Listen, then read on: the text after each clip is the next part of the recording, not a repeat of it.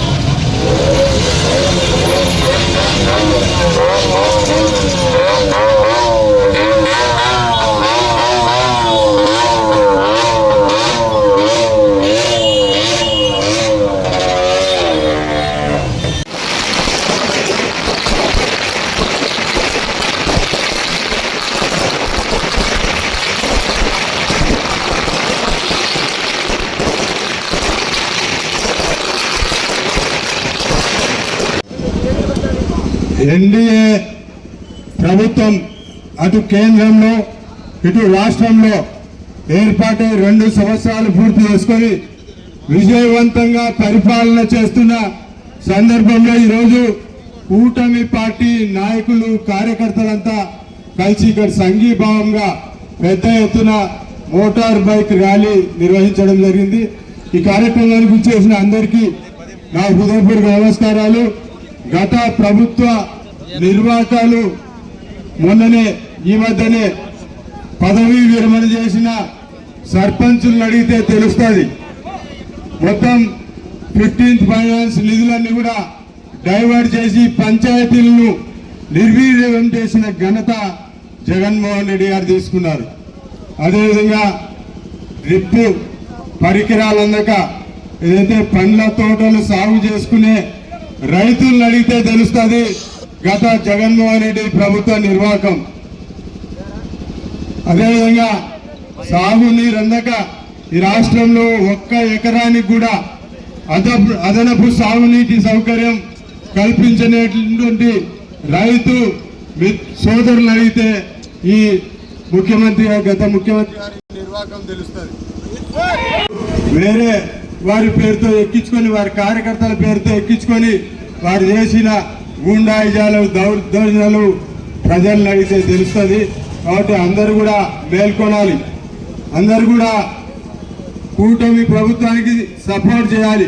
ఈరోజు కూటమి ప్రభుత్వ ఆధ్వర్యంలో రాష్ట్రంలో అనేక అభివృద్ధి కార్యక్రమాలు, అనేక సంక్షేమ కార్యక్రమాలు, అదేవిధంగా అనేక విధాలుగా లక్షల కోట్ల రూపాయల పెట్టుబడులు. కాబట్టి అందరూ కూడా ఒకసారి ఆలోచన చేయాలి. కూటమికి ఈ 3 సంవత్సరాలు సంపూర్ణంగా మీరు సహాయ సహకారాలు అందిస్తే ఈ రాష్ట్ర సర్వతోముఖాభివృద్ధి మొన్ననే ఇక్కడ పుట్టపర్తి దగ్గర దాదాపు కేంద్ర ప్రభుత్వ ఆధీనంలో 10,500 కోట్ల రూపాయలు నిధులు తీసుకురావడం జరిగింది. అటు దేశంలో ప్రధానమంత్రి ఆధ్వర్యంలో దేశం అభివృద్ధిలో ముందుకు దూసుకుపోతుంటే ఇక్కడ డబుల్ ఇంజన్ సర్కార్ చంద్రబాబు గారు, పవన్ కళ్యాణ్ గారు, అదేవిధంగా మా రాష్ట్ర అధ్యక్షులు పివిఎన్ గారి మాధవ్ గారి నాయకత్వంలో ఈరోజు రాష్ట్రం అభివృద్ధి పథంలో అన్ని విధాల సాగునీటి రంగంలో అయితేమి, ఇండస్ట్రియల్ పరంగా అయితేమి, లేకపోతే ఇది మౌలిక సదుపాయాల కల్పన అయితే ఏమి, అదేవిధంగా పోలవరం ప్రాజెక్ట్ అయితేమి, రాజధాని నిన్ననే మంత్రివర్గం ఒక నిర్ణయం దాదాపు 2,500 కోట్ల రూపాయలు. ఈ విధంగా చెప్పుకుంటూ పోతే అనేక కార్యక్రమాలు ఈ ప్రభుత్వ డబుల్ ఇంజన్ సర్కార్ చేస్తా ఉంది.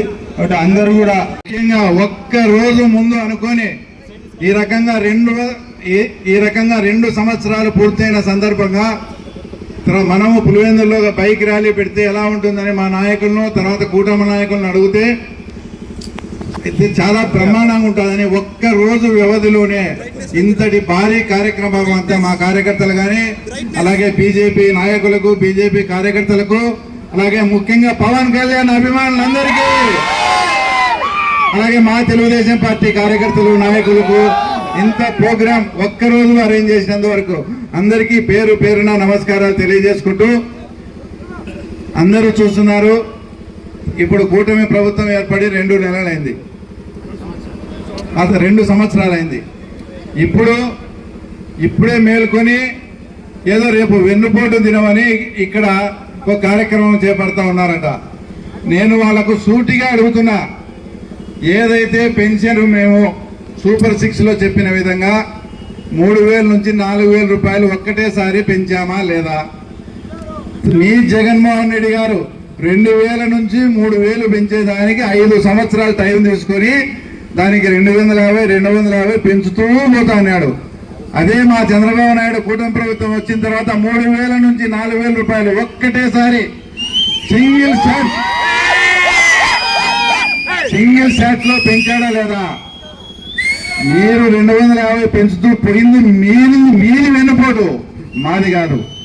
అలాగే రెండో విషయం, మీరు ఏదైతే పథకం అమ్మఒడిని పెట్టినారో, తర్వాత ఇదే ఎంపీ గారు వదిలేనటువంటి జగన్మోహన్ రెడ్డి గారి సతీమైనటువంటి భారతమ్మ గారు ఎర్రగుంట్లలో మాట్లాడుతూ, ఎంతమంది పిల్లలుంటే అంతమంది పడిగిపోతుంటే జగనన్న మీకు అమ్మఒడి ఇస్తాడని చెప్పిందా లేదా?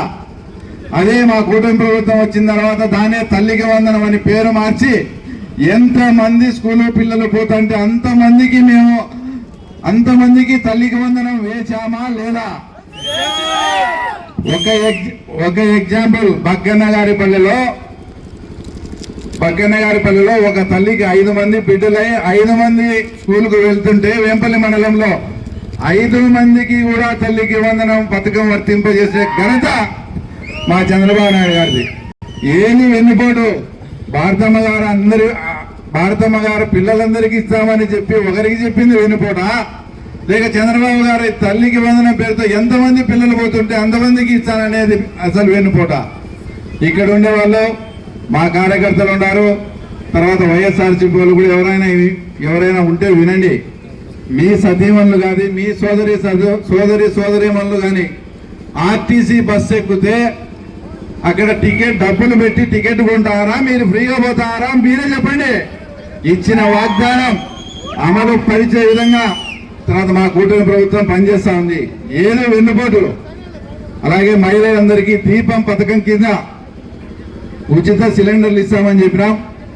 ఇప్పటికి 2 సిలిండర్లు కూడా ఇవ్వడం జరిగింది. ఏ హామీ మేము నిలబెట్టుకోలేదు. ఒక నిరుద్యోగ వృత్తి గురించి మాట్లాడుతున్నారు. మీరు మేనిఫెస్టోలో క్లియర్ గా చూడండి. మేనిఫెస్టోలో 20 లక్షల ఉద్యోగాలు బార్ నిరుద్యోగ వృత్తి. ఈరోజు అనేకమైనటువంటి పెట్టుబడులు మన ఆంధ్రప్రదేశ్ రాష్ట్రానికి లోకేష్ బాబు ద్వారా కానీ చంద్రబాబు నాయుడు చూసి వస్తున్నాయి. 20 లక్షల ఉద్యోగాలు ఇవ్వకపోతే అప్పుడు నిరుద్యోగ వృత్తి కూడా అమలు చేస్తామని లోకేష్ బాబు గారు చెప్తున్నారు. ఇంకా ఎక్కడ మేము వెన్నుపోటు పొడిచాం, మీరు రేపు ఏమని మీరు వెన్నుపోటు తినమని మాట్లాడుతున్నారు. ఇక పులివెందుల విషయానికి వస్తే, ప్రజలారా ఒక్కసారి మీరు కూడా ఆలోచన చేయండి. పులివెందుల మున్సిపాలిటీ పుట్టినప్పటి నుంచి అటు కాంగ్రెస్ కానీ ఇటు వైఎస్ఆర్ కాంగ్రెస్ పార్టీ కానీ పాలకవర్గం పాలన చేస్తానే ఉంది. ఇక్కడ ఉండే ప్రజలు కానీ ఇంకోరు కానీ ఎక్కడన్నా కానీ ఏదన్నా ఒక రియల్ ఎస్టేట్ పెరగడం కానీ ఇతర ప్రాంతాల నుంచి వచ్చి ఇక్కడ స్థిరపడడం కానీ ఇన్ని మౌలిక వసతులు ఉండేప్పుడు మన ప్రాంతానికి కూడా వచ్చి ఇతర ప్రాంతాల నుంచి వచ్చి చేరాలనా లేదా? ఎవరే కానీ ఇక్కడికి వచ్చి చేరిన సందర్భమే లేదు. వీళ్ళ అభివృద్ధి అంటే వీళ్ళ హయాంలో పేమెంట్ కడతారు అవుటర్ రింగ్ రోడ్ చుట్టూ, మళ్ళీ పేమెంట్ వాళ్ళే తీసేస్తారు, తర్వాత మళ్ళీ రెండోసారి పేమెంట్ అని కడతారు. రాజశేఖర రెడ్డి గారి విగ్రహం పాత బస్ స్టాండ్లో పెడతారు, విగ్రహం పెట్టి సంవత్సరం అయితేనే మళ్ళీ విగ్రహం కొట్టేసి ఆ విగ్రహం కూలదోసి మళ్ళీ ₹1 కోటి 2 కోట్లు పెట్టి మళ్ళీ విగ్రహం కడతారు. తర్వాత ఇది వాళ్ళు చేసిన పరిపాలన. ఇంకా ఘోరమైన విషయం ఏంటంటే ఏదైతే ఇప్పుడు బోటింగ్ పెట్టాలని దాదాపు ₹100 కోట్ల ఖర్చు పెట్టి అది కూడా నీళ్లు ఎర్రబల్లి చెరువు నుంచి నీళ్ళు ఇస్తామని చెప్పి 100 కోట్లు అంతా ఖర్చు పెట్టి దానంతా కూడా వృధా చేయడం జరిగింది. అసలు ఎర్రబల్లి చెరువుకు మేము వచ్చి కేవలం ₹20 లక్షల మా సొంత నిధులు వెచ్చించి ఎర్రబల్లి చెరువు నింపినాం. అది కూడా మీకు చేతగాక దాంట్లో బోటింగ్ ఏర్పాటు చేస్తామని దాదాపు ఒక 80 నుంచి 150 కోట్ల రూపాయలు వాళ్ళ అనుమతులకు దోచిపెట్టినది ఇది వాస్తవమా కాదా? ఇదే మీరు చేసే అభివృద్ధి కానీ ఇంకోటి కానీ? మీరు పొరపాటున చిన్న రంగాపురం కానీ పెదరంగాపురం కానీ వెంకటాపురం కానీ తర్వాత యలమారపల్లె కానీ బాపనపల్లె కానీ పోతే ఈసారి మున్సిపాలిటీలో ఓట్లాడగానే పోతే లేడీస్ పరకలు పట్టుకొని కొట్టకుండా అప్పుడు అడగండి. మీరు అంత దారుణమైన పరిస్థితులు ఆ పల్లెల్లో చేసి పెట్టారు. మీరు అసంపూర్తిగా ఉండేటి అన్నీ కూడా మేము తప్పకుండా పూర్తి చేస్తామని కూడా, ఎందుకంటే చంద్రబాబు నాయుడు గారి పర్యటన ఉంది, మొత్తం ఈ పులివెందులకు ఏమేమి ఉన్నాయని తీసుకున్నాడని చెప్పడం అంటే ఇంత దారుణాతి దారుణం. అంటే మీకు డబ్బులు వచ్చే పనులు అన్నీ ముందు చేసుకొని దాంట్లో పనుల్లో డబ్బు అంటే పని చేసి డబ్బులు వచ్చే పనులన్నీ కూడా లేట్ చేసి ఇంతటి ఘోరంగా ప్రజలంతా కూడా తర్వాత ఇబ్బంది పెడతా ఉన్నారు. ఇంకొక విషయం, పులివెందుల్లో ఈరోజు అంతా కూడా వ్యాపారస్తులు ఉండే ఏరియా నుంచే మాట్లాడతాం. మా పరిపాలన తెలుగుదేశం పార్టీ వచ్చి 2 సంవత్సరాలు అయింది. పులివెందుల్లో ఏ వ్యాపారస్తుని మీద అయినా కానీ ఎవరన్నా కానీ దౌర్జన్యం కానీ రౌడీజం కానీ ఇట్లా చేసి మిమ్మల్ని ఎవరైనా బెదిరించిన సంఘటన ఏదన్నా ఒక్కటి ఉంటే, ఒక్క సంఘటన ఏదన్నా ఉంటే నాకు చెప్పండి. అంత ప్రశాంతంగా పులివెందుల్లో వ్యాపారస్తులందరినీ చూసుకున్నాం. కామన్ మ్యాన్ సామాన్య ప్రజల మీద ఎక్కడన్నా కానీ చిన్న దౌర్జన్యం కానీ మేము ఏదన్నా కానీ టార్గెట్ చేసి, మాకు వాళ్ళ అపోజిషన్ అయిండొచ్చు, మేము వాళ్ళని టార్గెట్ చేసి పోలీసు వాళ్ళతో ఏదైనా చేపించి ఇబ్బంది పెట్టి టార్గెట్ చేసిన సంఘటన కూడా ఒక్కటి లేదు. 2 సంవత్సరాలు అయింది పరిపాలన స్టార్ట్ అయ్యి, ఎక్కడా కానీ ఒక్క ఫ్యాక్షన్ మర్డర్ కానీ ఒక్క రాజకీయ హత్య కానీ ఎక్కడ ఉందేమో మీరు చెప్పండి. అంత ఇదిగా law and order problem maintain చేస్తూ, అంతకుముందు మీ హయాంలో మట్కా ఇటుకా చేస్తారు, డానీనా బానీనా ఉండి ఫ్లెక్సీలు వేస్తా అన్నాడు. ఎక్కడున్నాడు ఇప్పుడు అతను? నగర బహిష్కరణ చేయించే అతనికి గుర్తుపెట్టుకోండి, అదే మా క్యారెక్టర్. నాకు కొంచెం మా వాళ్ళకు మా నాయకులకు కొంచెం ఇబ్బంది అయినా కూడా మంచి ఆఫీసులు అనేసాం. ఆ తర్వాత మా డిఎస్పీ గారి ఆధ్వర్యంలో లా అండ్ ఆర్డర్ బ్రహ్మాండంగా జరుగుతూ ఉంది. ఇట్లా ప్రతి విషయంలోనూ మేము ఆచితూచి మాట్లాడుతూ ఆచితూచి వ్యవహరిస్తా. అలాగే పులివెందుల ప్రజలకు కూడా మున్సిపాలిటీ పుట్టినప్పటి నుంచి వాళ్ళ హయాంలోనే ఉంది. ఇందాక శశి కానీ వాళ్ళు చెప్పారు, ఏదైనా డబుల్ ఇంజన్ సర్కార్ ఉంటే మన రాష్ట్ర పరిస్థితి కేంద్ర ప్రభుత్వ సహాయంతో ఏ రకంగా అయితే పరుగులు పెడుతుందో, ఇంకా 3 సంవత్సరాలు మాకు టైం ఉంది. ఒక్కసారి మీరు ఆ పరిపాలన అంతా చూశారు, ఒక్కసారి తెలుగుదేశం పార్టీకి అవకాశం ఇస్తే ఈ పురపాలక సంఘాన్ని ఏ విధంగా తీర్చిదిద్దుతామో ఒక్కసారి మీరు కూడా ఆలోచన చేయండి. ఇన్నాళ్ళు వాళ్ళ పరిపాలన చూసినారు, ఒక్క అవకాశం మాకు కూడా ఏంటి? ఎందుకంటే రాష్ట్రంలో ప్రభుత్వం ఉండేది మాదే కాబట్టి మీరు మా వాళ్ళని గెలిపిస్తే మేము ఏదైనా ఫండ్స్ తీసుకొని పులివెందుల ప్రాంత అభివృద్ధి కాముకులైతే పులివెందుల ప్రజలు తప్పకుండా ఆదరించండి. తర్వాత ఇంకా జగన్మోహన్ రెడ్డి గారి విషయానికి వస్తే, మొన్నొచ్చి ఏదో ప్రజా దర్బార్ పెట్టాడన్నారు. ఆయన ప్రజా దర్బార్లో ఒక ఎంఆర్ఓ ఒక ఎస్పీకి కానీ ఒక కలెక్టర్కి కానీ ఏమైనా ఫోన్ చేసిన సందర్భం ఉంది? ఎవరైనా వైఎస్ఆర్ వాళ్ళు ఉంటే చేయెత్తి చెప్పండి. ఏమి వాటికి పోతానే 3 నెలలు అక్కడికి పోతానే 3 సంవత్సరాలు గట్టిగా కళ్ళు మూసుకోండి, మన ప్రభుత్వం వస్తుంది, అది చూస్తా ఇది చూస్తా. ప్రభుత్వం వచ్చే సమస్య లేదు. ఒకవేళ ఏదన్నా అట్లా ఉంటే ఆయన తాడేపల్లిలో ఉంటాడు, హెలీప్యాడ్ కాడ ఎంటర్ కావాలని అవినాష్ రెడ్డి శంకర్ రెడ్డి పేరు రాపేయాల. మీ పరిస్థితి అదేనే. ఒక్కసారి మీరు ఆలోచన చేసుకోండి. లాస్ట్ 5 సంవత్సరాలు ఎంతమంది జగన్మోహన్ రెడ్డిని గెలిచినారు, ఎంతమందికి వీళ్ళు పాసులు ఇప్పించారు.